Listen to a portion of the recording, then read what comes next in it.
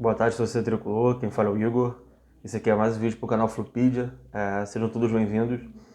Então, primeiramente, eu não comentei o vídeo do jogo anterior, né, que foi contra o Grêmio. Tive uns probleminhas. Eu não passei o final de semana em casa, então não tive como gravar o vídeo, ficou inviável. E hoje estou aqui para comentar o jogo contra o Palmeiras, que foi ontem. Eu não consegui digerir essa derrota. Eu sou um cara que me incomodo muito quando o Fluminense faz uma partida mediana para boa, principalmente mediana, e não consegue vencer. Geralmente eu sou um torcedor mais racional, no sentido quando perde, eu aceito mais a derrota quando joga mal. Óbvio, né? Ninguém quer ver o time perder, mas quando um time, assim, ele é um pouco superior ao adversário e perde, isso me angustia um pouco, né? Me deixa super irritado. E principalmente após esses dois últimos jogos, né? Que o Fluminense perdeu e perdeu no detalhe. Perdeu por erros individuais. Não falo nem só desses dois jogos, né? Mas tem partidas que o Fluminense não ganhou nesse campeonato por erros individuais. Por exemplo, o jogo contra o Corinthians, né, que era um jogo que dava tranquilo para o Fluminense ganhar e o Abel acabou sendo expulso, atrapalhando os planos do Fluminense. O jogo contra o São Paulo também foi empate, o Nenê perdeu o pênalti. Então são tipos de jogos que no Campeonato Brasileiro você tem que vencer, né? A maioria das vitórias do Fluminense nesse campeonato foi o Fluminense jogando bem abaixo do seu adversário, né? E a vitória acabou vindo, né? Então é um tipo de time que tem muitos contrastes. Joga mal e vence, joga bem e acaba não conquistando a vitória. Isso precisa ser revisto, já que a campanha do Fluminense não é boa no campeonato. Nós temos um elenco superior ao elenco do ano passado. E se a gente for observar, a campanha atual não é boa, né? Você tem 13 rodadas e 4 vitórias, é muito pouco, sendo que a Libertadores só voltou recentemente, então o Fluminense teve 6, 7 rodadas para jogar entre a Libertadores e a Copa do Brasil e o time não aproveitou essa oportunidade. Pelo contrário, o time teve um declínio, teve partidas ruins, principalmente no jogo contra o Atlético Paranaense, né? Derrotas para o Atlético Goianiense, então o Fluminense ele não aproveitou aquele momento, conseguiu fazer um bom jogo contra o Cerro, que no caso era a nossa meta na temporada, que é a Libertadores, e vem de duas derrotas que eu não consegui aceitar ainda. Se a gente for olhar o começo do jogo de ontem, e todo o primeiro tempo, o Fluminense foi superior. E se a gente for pegar o começo, eu tenho uma certa. Eu não consigo entender muito bem, eu fico bem impaciente quando eu vejo os times enfrentando, por exemplo, Flamengo, Palmeiras e Atlético Mineiro, né? Que são times que têm um poderio ofensivo muito grande. Todos esses times têm um defeito, né? Não são times invencíveis. O Fluminense mesmo é um time que dá mais trabalho ao Flamengo, né? E tem uma dificuldade tamanha de ganhar o Atlético Mineiro e principalmente o Palmeiras. E a gente sabe muito bem do tabu do Fluminense lá no Allianz Parque. O Fluminense perdeu todos os jogos lá, né? E por que perdeu todos os jogos? Porque é um time que se joga de uma forma mais covarde. A única chance que teve de ganhar ou até eliminar o Palmeiras foi 2015, que foi o jogo que o Fluminense começou muito assustado. O Palmeiras fez dois gols rápidos, mas o Fluminense acabou fazendo um gol e depois teve chances até de empatar a partida e ir para a final da Copa do Brasil. E essa forma como esses times enfrentam esses times que têm um ataque bem superior me irrita bastante. Porque esses times não estão acostumados a ser contra-atacados ou ser atacados durante o jogo, né? Então, o Fluminense ontem começou a partida de uma maneira que era interessante. Falei, pô, né? O Roger aproveitou essa semana de treino e botou o time mais ligado na partida. O Fluminense teve mais controle de bola e teve aquele lance que o Fluminense quase fez um golaço, né? Que foi todo pelo lado esquerdo, né? Numa jogada que teve Nenê, Egídio participando até chegar no Gabriel Teixeira. E o Gabriel Teixeira fez o mais difícil, que foi driblar o Everton. E se ajustando de qualquer jeito. Eu acho que ele não imaginava que o Zé Rafael fosse chegar na bola. Ele teve mais tranquilidade para driblar o Everton, que é um goleiro de seleção, do que para finalizar, né? E ele finaliza em cima do Zé Rafael, que tira em cima da linha. Você imagina o Fluminense começar ganhando, né? Logo com 5 minutos de jogo do Palmeiras já, né? Seria algo excelente, porque o Palmeiras teria que atacar, e aí o Fluminense jogaria no estilo de jogo que ele está habituado a enfrentar, né? que é o estilo de contra-ataque. Mas o Fluminense foi controlando o jogo do jeito dele. O Marcos Felipe não fez uma defesa no primeiro tempo. O Palmeiras praticamente não se encontrou. É um time que vem de várias partidas, né? Ele também joga Libertadores junto com a gente. Já que o Fluminense não jogou durante a semana, o Palmeiras teve o jogo dele. Então o Fluminense tinha que ter aproveitado esse cansaço do Palmeiras. E o Fluminense não aproveitou. Só teve mais uma oportunidade no primeiro tempo, que foi aquela oportunidade do Nenê, que o Fred vai se esforçar, né, depois de uma cabeçada do Manuel. O Fred vai se esforçar, a bola não vai sair, e o Nenê vai estar de primeira, e o Everton vai defender. Era um outro chute que dava para o Nenê dominar e finalizar, marcar o gol. O Nenê acabou tentando pegar de primeira, e o Everton defendeu, né, com os pés. Ali foram dois lances claros que o Fluminense poderia ter aproveitado e ter já até sacramentado a vitória no primeiro tempo.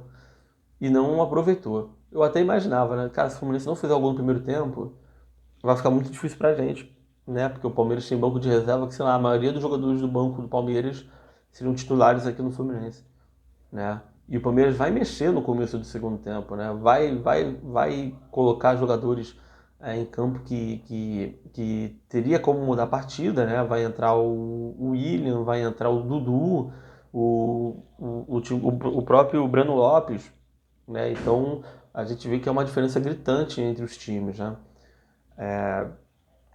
E começa o segundo tempo, o Fluminense ainda vai ter uma oportunidade com o Iago de fora da área, mas um minuto antes desse lance, o Caio Paulista vai se machucar. E aí é o grande problema, né? O Caio Paulista, como eu já falei anteriormente, o Caio Paulista é um jogador regular, né? É um jogador que vem em franca evolução, mas é um jogador do time titular que é um dos que tem menos técnica, né? Que é um daqueles jogadores que tem as suas limitações, mas vem de uma evolução e a gente é muito dependente desse jogador, né? Pela função que ele tem dentro de campo, que é muito importante, né? Uma função tanto defensiva como ofensiva, né? Ofensivamente é um jogador muito rápido e que usa bem o corpo, né? Para poder ganhar dos adversários. E na defesa ajuda muito o Samuel Xavier, né? E aquilo, né? Qualquer jogador que for entrar no lugar do Caio Paulista não vai conseguir render. O Caio Paulista sai machucado, ele até tenta voltar e ele acaba se lesionando. A gente não sabe qual é a gravidade da lesão dele, né? Que parece ser um estiramento. Então isso acaba já preocupando para os próximos jogos do Fluminense, porque qualquer jogador que entra no lugar dele não consegue render. Mas se a gente tem um Caio Paulista na ponta direita, mas tem o outro lado vago, a gente ainda consegue ter algum tipo de jogada vindo pelo lado direito. Mas quando você tem o Gabriel Teixeira e o Luiz Henrique, o Gabriel Teixeira e Kaique, ou o Gabriel Teixeira e Luca, ou qualquer outro jogador, o time não rende. Porque qualquer jogador que for substituir o Caio Paulista não consegue ajudar na marcação como o Caio Paulista. O Luiz Henrique faz esse trabalho, mas não faz esse trabalho de uma maneira correta, né? De uma maneira como o Caio faz. E o time sentiu muito essa lesão. E pouco tempo depois, o Palmeiras vai começar a bombardear o ataque a defesa do Fluminense. O Zé Rafael vai chutar uma bola para fora, né, junto com o gol do Palmeiras, que vai sair num erro do Egídio. E a gente já conversou outras vezes aqui, né? O Egídio é um jogador que ele, assim, quando ele chegou no Fluminense, eu achei que ele não fosse render. E olhando hoje, o Egídio é até um jogador que participou de muitos gols do Fluminense no ano passado e nessa temporada, mas é um jogador que compromete demais, né? Menos que o Danilo Barcelos, mas compromete demais um jogador de defesa. Então você não vê o Samuel Xavier comprometendo, você geralmente não vê a zaga comprometendo. A gente já viu em alguns momentos o gol comprometendo, principalmente com o Muriel, o Marcos Felipe em alguns jogos. Mas o lado esquerdo do Fluminense é uma coisa horrorosa. E o gol do Palmeiras saiu todo pelo erro do Egídio. Eu vou falar que foi o erro do Manuel, o Manuel pode até ter errado, porque o cruzamento do Rafael Veiga vai em cima do Manuel, né? Só que o Manuel tira a bola, na minha impressão, ela vai para fora, mas bate na cabeça do Marcos Felipe e entra. Mas o erro foi tudo do Egídio na jogada que ele acabou capando a bola, né? Furando a bola. E é aquilo, né? O Palmeiras faz o gol. Foi gol ano passado, né? O ano passado o Fluminense fez o primeiro tempo morno no Palmeiras. Isso não foi até melhor. Mas numa mão na bola do Wellington Silva, o VAR vai dar pênalti, aí o jogo vai tudo, né, pro ralo do Fluminense. E é um time que não tem uma alternativa B quando sai atrás do placar. O Fluminense geralmente não tem uma alternativa. E principalmente no segundo tempo, né? Quando ele sai atrás no placar no primeiro tempo, dá até tempo no segundo tempo o Fluminense chegar e mudar o estilo de jogo. Porque o Roger tem muito disso, né? Uma das poucas coisas boas que o Roger traz para o Fluminense é o segundo tempo. Mas como o primeiro tempo terminou empatado e o Fluminense tinha o controle do jogo, o Fluminense não tem uma outra alternativa de jogo. Isso que acontece quando o Fluminense acaba tomando gol no segundo tempo. O Roger acaba fazendo várias substituições ao mesmo tempo e o time acaba perdendo o estilo do time, né? Que é um estilo bem conhecido, né? De ser muito aguerrido e só, né? O Roger teve uma semana para trabalhar e acabou que a gente viu pouca evolução. Se a gente for reparar também do jogo contra o Grêmio e o jogo de ontem, o Marcos Felipe praticamente não fez defesas. Se ele fez 3 defesas, foi muito, né? Se você for pegar os dois jogos. Mas o Fluminense perdeu de 1-0 nos dois jogos, né? E é isso que conta pra gente, né? A defesa, nós jogamos com uma defesa reserva ontem, né? E acaba que o Fluminense não vem conquistando os pontos que ele tem que conquistar.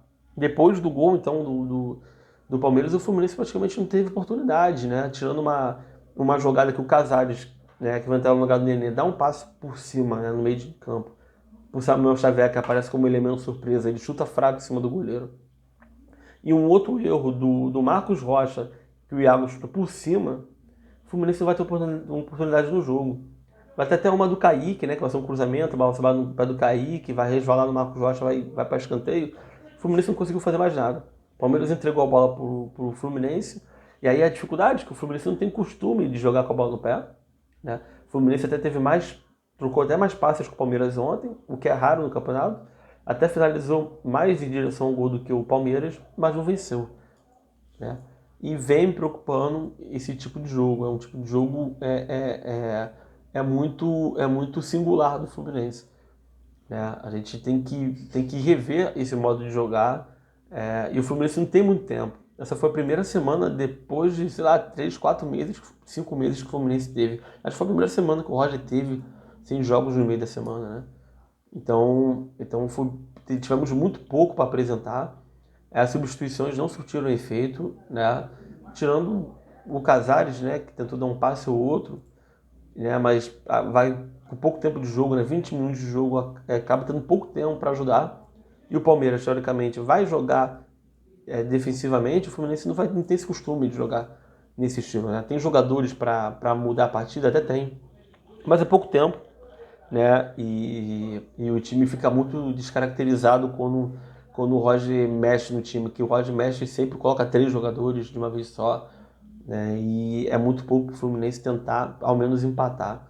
É uma sensação amarga, ruim, é uma classificação mediana no campeonato que não condiz com o elenco que o Fluminense tem em comparação aos outros times, né? Não que seja um elenco maravilhoso, mas o Fluminense tem, sei lá, na minha opinião, o 7º elenco, o 8º melhor elenco do campeonato, e pode terminar essa classificação em 11º, 12º, então é muito pouco. A gente tem que abrir os olhos, porque agora tem a Copa do Brasil, são 2 jogos seguidos contra o Criciúma. No Brasileiro, só joga no dia 8 contra o América Mineiro.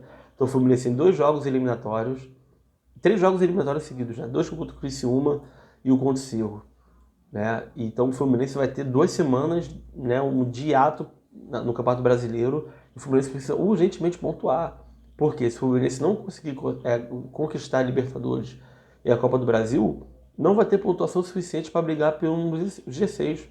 E ao mesmo tempo, se não for pontuar, vai acabar brigando pela parte de baixo da tabela.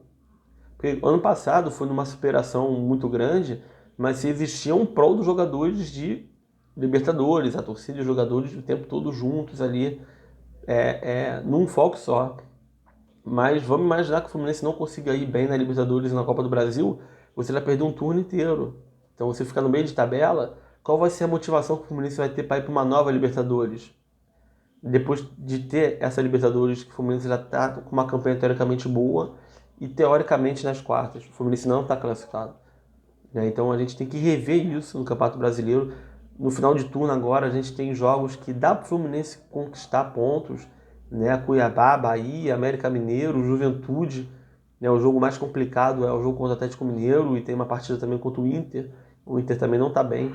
Então o Fluminense pode pegar essa reta final e tirar pontos de times de menor expressão, igual foi no campeonato do ano passado.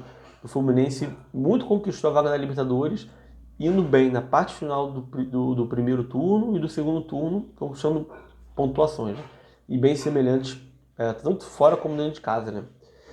Então a gente precisa olhar com carinho pelo Campeonato Brasileiro, que você não pode jogar fora, né? Se você joga só com o time reserva é uma coisa, mas ontem jogou praticamente com o time titular. Outros jogos nós jogamos com o time praticamente todo titular e não pontuamos. Se a gente for olhar as atuações do Marcos Felipe, muito pouco teve que fazer, não teve trabalho nenhum. O Samuel Xavier foi menos exigido, principalmente depois da saída do Gabriel, do Caio Paulista, né? Que eles se entendem muito bem. Quando o Samuel Xavier joga sem o Caio Paulista, até o próprio futebol dele cai muito, né? O Manuel teve dificuldade no primeiro tempo de sair jogando, né? Nos outros jogos ele teve uma dificuldade menor. Ontem ele teve uma dificuldade maior e teve alguns lances que ele carregava a bola por muito tempo com a bola no pé e não conseguia se desvencilhar da bola, né, de uma maneira correta. Não vou culpar no lance do gol, mesmo que tenha sido gol contra. O erro maior vai em cima do Egídio do que dele. O David Braz comprometeu muito pouco, tentou até se aventurar no final do jogo no ataque. O Egídio comprometeu com o lance do gol do Palmeiras, né? Parece que a confiança dele fica alta demais e ele acaba errando nesse tipo. Eu acredito que seja muito isso, excesso de confiança, né, do jogador, e acabou mais uma vez atrapalhando os planos do Fluminense. Poderia ter conquistado a vitória se o 0-0 persistisse durante o segundo tempo. O Fluminense poderia conquistar um bom resultado lá. Até um empate não seria ruim, mas aí não seria uma derrota. Você não sairia de São Paulo sem pontuar, né? Já seria histórico, né? Visto que a dificuldade do Fluminense depois do Allianz Parque é enorme, né? Imensa. O Martinelli até fez boas viradas de jogo no primeiro tempo. Eu gostei do Martinelli no primeiro tempo. O time até tinha uma aproximação maior. Eu estava gostando do primeiro tempo do Fluminense, né? Os jogadores tocando rápido, aproximando. O Martinelli tentando muito virada de jogo. E as viradas de jogo do Martinelli estava sendo legal. O Iago naquele aquele espírito guerreiro dele, de jogo, tentou algum chute de longa distância sem sucesso, mas estava fazendo com que o meio de campo do Palmeiras não funcionasse na primeira etapa. O Nenê participou muito do lance do gol perdido do Gabriel Teixeira, mas foi muito pouco também. Não teve muito o que fazer durante o primeiro tempo, e ainda teve oportunidade e não conseguiu marcar, uma oportunidade que ele também perdeu contra o Sport, e ele foi em cima do goleiro, né? Então ele tem que ter um pouco mais de calma na finalização. Agora, Fred muito pouco acionado, não foi tão bem, e deu aquele espaço para o Nenê, então também foi muito pouco, e jogou contra o Felipe Melo e o Gustavo Gomes, que são dois defensores, né, que são excelentes, então fica muito mais difícil para o Fred, que estava vindo de uma sequência sem jogos. O Gabriel Teixeira teve oportunidade do gol, ele até que funcionou um pouquinho melhor do que ontem do que nos outros jogos, mas assim, ele tem poucos gols e assistências para, sei lá, 30 e poucos jogos que ele já fez na temporada, né? Fica difícil defender uma titularidade unânime dele, sendo que o Kaique, que está no banco, tem uma participação de gols maior do que o Gabriel Teixeira. Tudo bem, o Kaique já foi vendido, mas o Kaique está aí. Até a final do ano o Kaique está jogando. Então ele ainda pode ser útil. Eu acho que o Roger tem que pensar um pouco nisso, né? O Gabriel Teixeira, ele precisa, não sei se ele precisa de um banco para poder repensar um pouco nas últimas, no último terço do campo, né, das decisões que ele toma em campo. E o Caio Paulista, ele faz essa função, e eu espero que ele não fique muito tempo fora, que ele possa ter condições de enfrentar o Cerro. Eu acho que contra o Criciúma ele não deve jogar, e fica muito disso. Eu não vou nem culpar o Roger na partida de ontem. Eu acho que nas últimas partidas do Fluminense poderia ter uma sorte maior do que teve, ter conquistado, sei lá, 4 pontos, né? Ou pelo menos 3 pontos.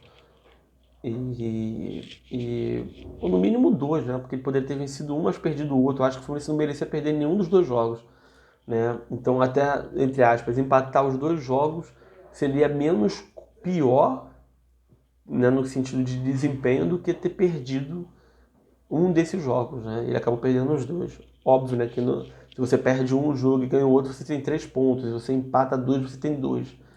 Né? E o Fluminense está empatando muito no campeonato também, né? Tem 5 empates. Então isso, teoricamente, também não é muito bom. Mas digo que o Fluminense não merecia uma derrota nessas 2 partidas. Olhar para o Criciúma com carinho, porque o Criciúma tem uma pontuação boa, né, na terceira divisão. Acabou de vir uma vitória contra o Figueirense, né, que foi o clássico. E o Fluminense precisa terminar, fazer um bom jogo lá em Criciúma para não tomar sujo no Rio de Janeiro. Então é um jogo para você fazer 2, 3 gols e tentar fazer o resultado no Heriberto Russi, e no Rio de Janeiro jogar só para cumprir tabela, né? A gente sabe muito bem que no passado recente o Fluminense passocou demais na Copa do Brasil, e principalmente para times medianos para baixo, né? Atlético Goianiense, Goiás, principalmente o América de Natal em 2014. O Fluminense venceu de 3-0 lá e, daquela maneira incrível, foi derrotado de 5-2 no Maracanã. Então, mesmo que faça 2 ou 3 lá, tem que jogar de forma coerente e consciente de que não ganhou. Da mesma forma que jogou contra o Cerro Porteño lá. Não é porque fez 2-0 no Paraguai que está classificado. Não adianta você pensar numa semifinal, sendo que você ainda está nas quartas. Né? Então eu acho que o Fluminense tem que pensar no Criciúma primeiro, eliminar o Criciúma, porque a Copa do Brasil, na minha opinião, a Copa do Brasil é o torneio mais viável de Fluminense conquistar um título na temporada. A Libertadores é viável, porque ele já está quase nas quartas. Vai pegar um Barcelona, que é um adversário muito difícil, complicado, que fez uma baita primeira fase, mas no torneio de mata-mata, né? E lá na frente tem o Flamengo. Então, assim, a gente está falando de um caminho que é mais longo. Tudo bem, ainda tem Flamengo na Copa do Brasil, ainda tem Atlético Mineiro, por exemplo, São Paulo, que são times que estão na Libertadores, mas talvez a gente possa nem enfrentá-los, né? Porque ainda tem sorteio. Na Libertadores não, a gente já sabe o caminho que a gente ainda vai ter. Obviamente, é a nossa meta, é o título que a gente não tem, mas eu acho que a Copa do Brasil hoje é muito mais viável. Se você chegar, pô, acabou a temporada e o Fluminense ganhou a Copa do Brasil. Cara, eu vou estar muito feliz. Eu quero o Fluminense brigando por títulos, mas a gente não vai conseguir, eu acho que pelo elenco que a gente, pela forma que a gente vem jogando, né? O Campeonato Brasileiro numa tabela mediana. E com a Libertadores, sabendo que tem o Flamengo numa semifinal, um outro pote com o Atlético Mineiro, River, que é muito mais indeciso, né? Eu acho que a Copa do Brasil é mais viável. Ah, pô, eu quero jogar a Libertadores pra longe, pra cá do caralho. Não. Dá pra você até tentar ir com os 2. Dá. Porque a Libertadores você vai jogando de 1 em 1 mês, a Copa do Brasil, teoricamente, de 2 em 2 semanas a 1 em 1 mês. Né? Então, eu acho que é mais viável a Copa do Brasil. É um torneio muito importante que dá muito dinheiro e, teoricamente, sendo campeão, você ajuda muito no caixa e você vai reforçando o time para a Libertadores no ano seguinte. Né? Vai montando um elenco que seja mais a cara do Fluminense que nós vimos na década passada, né? E não dos últimos anos, que são elencos sofríveis. Né? E o Fluminense pode ir para o mercado de uma maneira mais independente Fluminense, não com o elenco atual, que eu não acho ruim, mas eu acho mal montado. Né? Com por exemplo, 3 atacantes de área, que é Bobadilha, Abel e Fred, e em outras posições do campo é um pouco mais carente, como na lateral esquerda, e tem meio de campo com Casares, Ganso e Nenê, que são 3 meias, né? Que daria um Arrascaeta, daria um Everton Ribeiro de salário praticamente. Né? Então a gente precisa agora ver o que vai acontecer. Né? Tem um mês de agosto agora que é muito importante, que vai ser vital para o resto da temporada, até mais importante que julho, até mais importante que junho. Né? E eu acredito que o Fluminense possa virar o disco, porque a gente tem um Fluminense na Libertadores, com o Fluminense no Brasileiro, e tem o Fluminense também da Copa do Brasil. Né, que fez uma puta partida contra o Bragantino no Maracanã, e lá fazer uma partida confortável com o gol do Nenê e tudo bem, quase jogou em 30 minutos por água abaixo da classificação. Mas foi uma partida de eliminatória do Fluminense. Então eu tenho curiosidade para saber como vai ser esse Fluminense lá em Santa Catarina, né, que tem uma outra postura. E é um time que tem mais cara de mata-mata do que de Campeonato Brasileiro. Então vamos ver o que vai acontecer na própria terça-feira. E conseguir um resultado positivo, né, que é o que importa. É um time que ainda precisa ter uma cara, o Fluminense não tem. O Fluminense não tem uma pluralidade, né? Pô, vamos mudar o estilo de jogo, vamos mudar o esquema. O Fluminense não tem isso, é um esquema fixo, engessado, e que quando as peças se alternam, o time muda drasticamente. É torcer agora para a Copa do Brasil para ter um bom resultado e, cara, águas passadas, né? O jogo contra o Palmeiras passou, a gente tem que pegar as lições para poder não se abater com essa derrota, fazer com que a gente possa ter um resultado ruim na terça-feira. E é isso aí, gente. Até o próximo vídeo, que provavelmente vai ser gravado na quarta, né? E saudações de colores. É isso aí, gente.